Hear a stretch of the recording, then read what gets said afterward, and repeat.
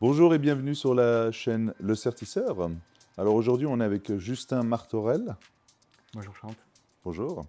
Le créateur de la marque Stormwatch. Bonjour tout le monde, je m'appelle Justin Martorell, j'ai 22 ans. Je suis le créateur de la marque Stormwatch, spécialisée dans des montres en carbone. Alors on va débuter. Qu'est-ce qui vous a donné envie de vous lancer dans l'horlogerie? Je me suis lancé dans l'horlogerie purement par passion, car j'étais passionné déjà par l'horlogerie, par la mécanique, micromécanique, et par la conception, la fabrication d'objets, etc.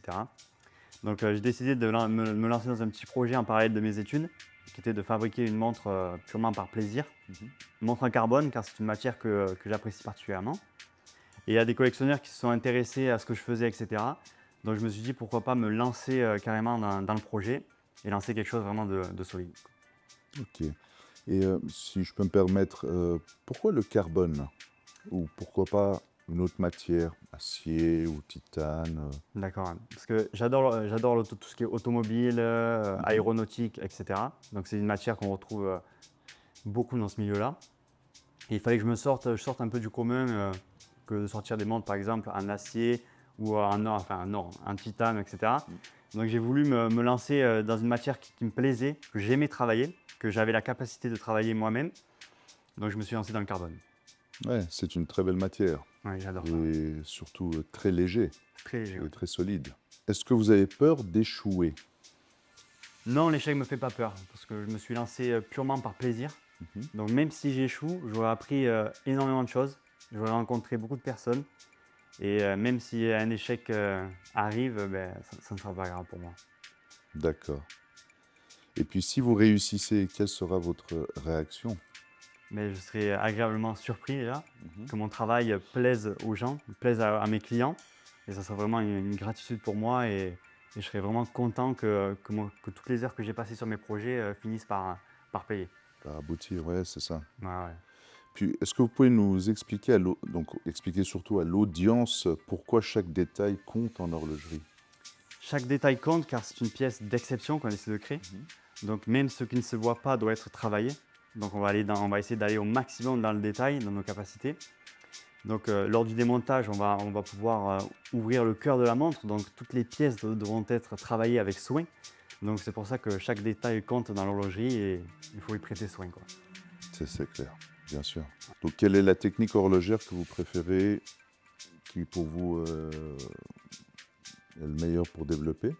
Alors pour moi, la technique que je préfère, c'est le squelettage. Mhm. Pourquoi le squelettage? Car c'est quelque chose, je trouve ça fantastique de voir toutes les pièces du mouvement en action, voir le cœur de la montre, car le calibre, c'est quelque chose qui est exceptionnel. C'est quelque chose de magnifique quand il est en mouvement.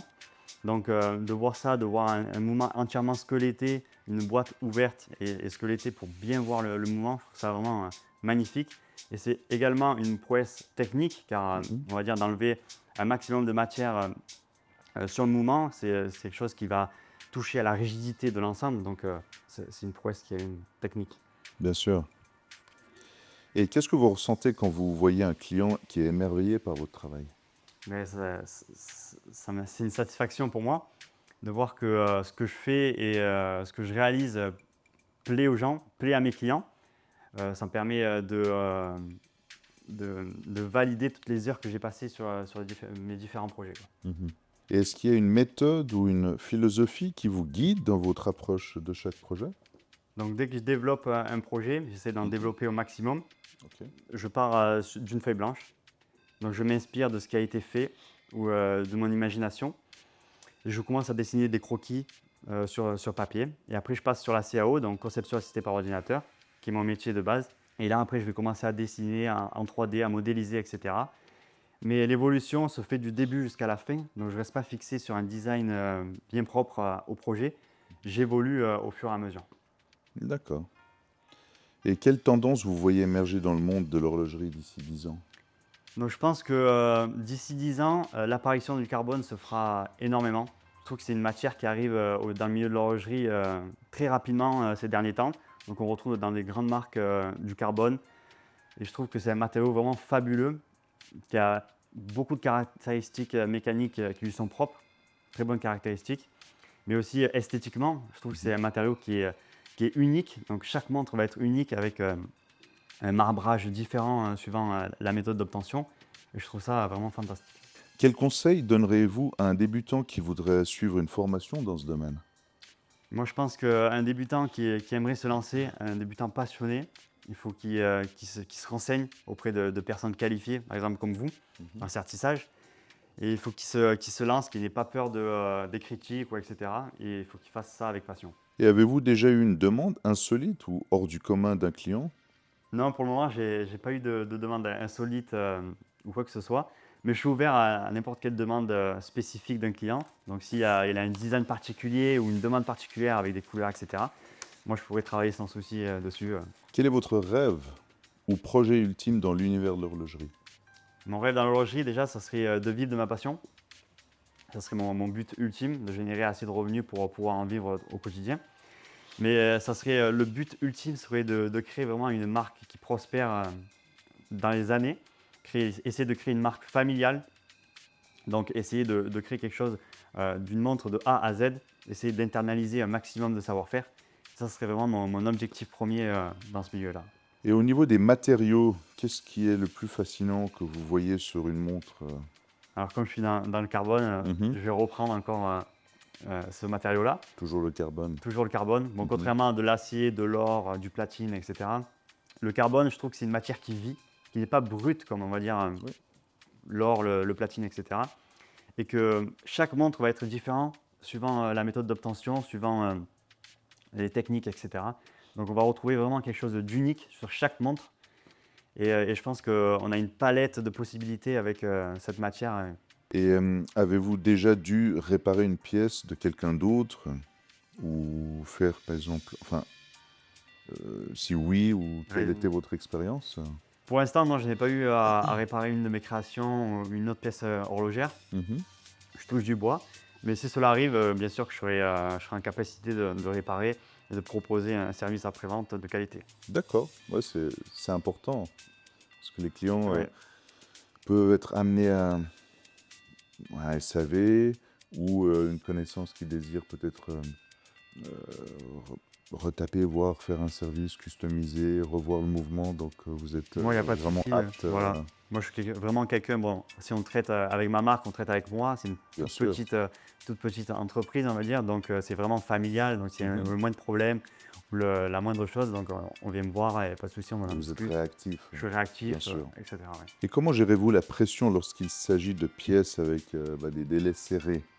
Donc, la pression, ça me génère beaucoup de stress. Ok. Donc, j'essaye de faire au maximum pour tenir ces délais. Donc, de me concentrer vraiment dès que je réalise l'assemblage ou la création de mes pièces. Car le moindre, on va dire, la moindre erreur pourrait coûter un délai énorme. Donc, je me focus au maximum sur mes tâches, je me concentre un maximum.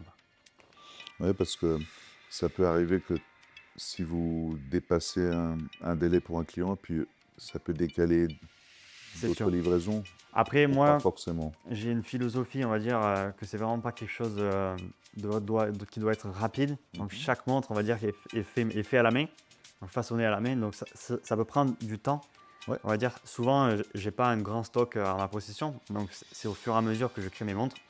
Donc, il peut y avoir un petit délai, mais les clients sont au courant. Et c'est ça qui fait, on va Ça dire, tourne. l'atmosphère. Et y a-t-il une technique dans l'horlogerie que vous désirez maîtriser ou de perfectionner par la suite ou aujourd'hui? Donc, rapidement, j'aimerais perfectionner tout ce qui est polissage. D'accord? Donc, le polissage, c'est un savoir-faire qui est quand même assez technique. Polissage de la matière première ou partie mouvement? Déjà, la matière première, déjà, D'accord? on va dire, sur les montres acier que je vais pouvoir Mhm. proposer, etc. J'aimerais vraiment internaliser ce savoir-faire. Mais aussi sur la partie mouvement, donc réaliser des anglages ou autres Mhm. sur des parties du mouvement. J'aimerais vraiment en apprendre plus sur ce savoir-faire et le maîtriser.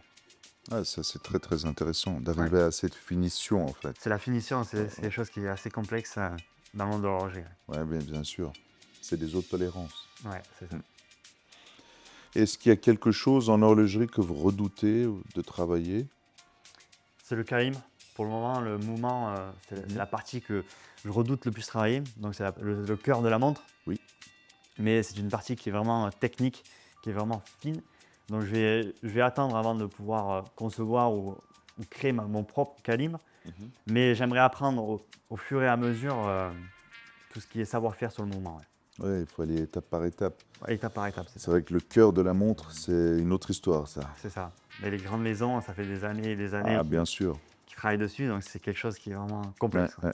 Et puis, ce qui est fascinant, enfin, pour ma part, c'est qu'il n'y a pas de limite. C'est ça. Comme vous avez dit tout à l'heure, donc le mouvement qui est aéré, on peut faire des décors, ouais, qui flotte, on peut faire de la décoration. En fait, il n'y a pas de limite. C'est notre imagination, un truc. C'est ça qui est fascinant. On peut partir toujours sur un calibre de base et puis évoluer, C'est ça. customiser. C'est ça. Ah, c'est magnifique. C'est le moment, ouais, c'est quelque chose qui est vraiment incroyable. Et puis comment vous faites pour équilibrer la tradition et l'innovation dans votre travail? Donc moi déjà j'essaye d'innover, on va dire, pour essayer de me démarquer, donc créer Mhm. des matériaux, on va dire, un peu plus uniques les uns des autres. Mais j'essaye quand même d'intégrer sur mes montres de la tradition, comme de la Côte de Genève par exemple sur les mouvements. Oui. J'essaye d'intégrer de l'anglage quand je peux, sur les matières métalliques, on va dire. J'essaye d'utiliser au minimum de matières métalliques sur mon boîtier. Mais dans le mouvement, j'essaye d'intégrer tous ces savoir-faire traditionnels Mhm. de l'horlogerie. Oui. Et selon vous, quelle est la qualité essentielle pour exceller dans l'horlogerie? Moi, je pense que la qualité principale pour moi, c'est la passion. Il faut être passionné dans ce qu'on fait, il faut être déterminé. Et je pense que c'est la détermination et la passion qui vont faire qu'on va devenir quelqu'un, on va dire, de bon dans l'horlogerie. Et souvent, les grands horlogers, c'est des personnes vraiment passionnées par ce qu'ils faisaient. Ils ne comptaient pas les heures, ils passaient énormément de temps à faire leur projet. Ce n'était pas quelque chose comme aller au travail tous les jours, c'était vraiment être dans sa passion, quoi. Ouais, pas compter ses heures parce que dès qu'on commence à compter les heures, vous se dire ah c'est vendredi, je C'est ça. m'arrête ou non demain je fais pas plus. C'est ça. Après il faut pas, enfin de nouveau c'est ce que je ressens. Hein. Après il faut pas s'étonner que pourquoi on n'a pas avancé, on C'est n'a ça. pas pu aller un peu plus loin. Donc Moi, je passe des heures jusqu'à tard le soir, toujours dans mon ordinateur, à essayer de concevoir, à essayer de comprendre, d'apprendre ouais. sur mes pièces, essayer de comprendre pourquoi ça ne fonctionne pas, essayer de m'améliorer. Ah, Je cherche. vous cherchez l'excellence. Parce que l'horlogerie, c'est quand même un domaine qui est relativement fermé, je trouve. Oui, très fermé. Donc c'est dur on va dire, de se créer un nom dans ce milieu-là et Mhm. d'essayer de s'intégrer. Donc c'est pour ça que j'essaie de me renseigner à droite, à gauche. Comme sur le carbone, je trouve que c'est un savoir-faire qui est vraiment, hein, vraiment caché. On n'entend pas beaucoup parler. Mhm. On ne sait pas trop comme les montres elles sont créées, etc., par moulage, par usinage, etc. C'est ça, ouais. Donc j'ai essayé de créer, on va dire, ma propre philosophie, ma propre technique pour essayer de réaliser des pièces, quoi. Ouais. Et puis la matière, elle a quand même sa complexité au niveau usinage. Enfin, le peu que je sais, c'est assez complexe. C'est complexe car c'est une matière qui est très abrasive. Ouais. Donc nos outils ils vont s'user très rapidement. Donc moi déjà je pars sur quelque chose de moulé, puis je réusine toutes les parties on va dire techniques de la montre. Mais ouais c'est quand même quelque chose de complexe et je pense que la partie la plus complexe dans le carbone c'est d'obtenir déjà notre matière première. Alors, je vais vous le présenter après. Ouais, C'est avec plaisir. des films de carbone qu'on va mélanger à un liant qui est de la résine. Donc obtenir quelque chose vraiment de propre et sans bulles, sans aspérité, etc. C'est quelque chose de relativement compliqué. C'est quand même impressionnant. Ouais. Ouais. C'est pas une matière brute comme de l'acier ou de l'or qui est relativement Qui facile est à. compacté, Voilà. c'est sous vide dès qu'on reçoit pour l'usinage. Si vous pouvez nous présenter votre produit. Là. Donc là, je vais vous présenter le prochain modèle que je vais sortir. Donc qui est la SW-02. Donc SW pourquoi pour Stormwatch, donc SW. Et 02 car c'est la deuxième modèle que j'ai sorti. Donc on retrouve une boîte, ça c'est l'emballage. Donc la boîte reprend la philosophie de la montre. Donc sur la texture, on va retrouver la texture du bracelet. Et sur le design, on va retrouver le design du cadran. Donc on voit une silhouette de la montre juste ici. Donc dès qu'on ouvre, hop là. Donc on retrouve la montre avec une carte de présentation. Donc la montre elle est comme ceci. Donc les matériaux principaux sont donc, la fibre de carbone. Donc, comme on peut le voir, donc c'est une matière qui est relativement noire. Donc on retrouve une lunette en titane. Donc elle est faite de carbone et de titane, donc c'est des matières que j'apprécie particulièrement. Donc au dos, on retrouve le mouvement ajouré avec une masse en laiton, avec un verre du coup saphir avant-arrière, verre gravé. Donc c'est une série limitée, limitée à 40 exemplaires, numérotés les uns et les autres. Donc voilà, c'est une montre qui est très légère. Sympa. avec un mouvement relativement fin. Et pas très épais, c'est Pas vraiment très chouette. épais, ça fait 9 mm d'épaisseur. La boîte totale avec les verres font 9 mm. Chouette. Donc on est sur un design relativement moderne qui mélange carbone, titane et voilà. Boucle déployante. Boucle déployante avec un bracelet en nylon. Voilà, pour le côté sportif. Ah non, c'est sympa. Très sympa. Et puis, donc là, c'est au niveau du mouvement, si vous pouvez Donc nous expliquer. on est sur un mouvement japonais. D'accord. Pourquoi un mouvement japonais? Car par manque de moyens pour les premiers modèles, je suis parti sur un mouvement japonais. Je pense partir sur un mouvement suisse dès les prochains. Joli design, épuré, simple, plat. Voilà, ça c'est pour le côté vraiment sportif de la montre. Est-ce que ça passe? Ah non, j'ai des gros On va poignets. agrandir, on va agrandir. Ah, c'est très agréable. Très léger. On est sur du Douceur. 45 grammes. 45 grammes. 45 grammes. Donc voilà, hein.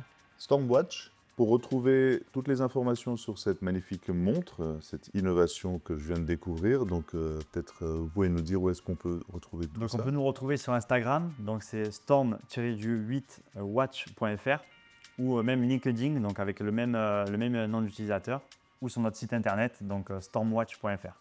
Magnifique. Bon bah, à bientôt.